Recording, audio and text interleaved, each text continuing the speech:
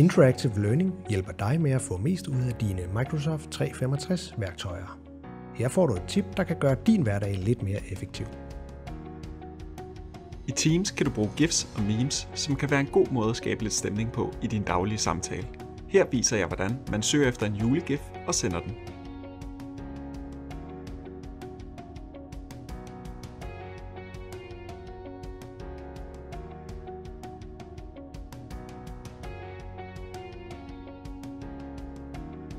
Og i Teams kan du endda lave din egen personligt tilpassede memes, som kan være en fed måde at få sat sit eget præg på teamets samtale.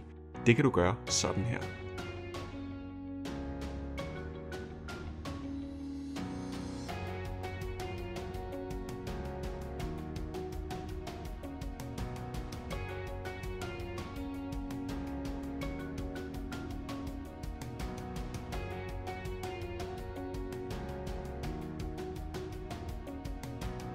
Vil du vide mere om vores læringsportal, så klik ind på interactivelearning.dk.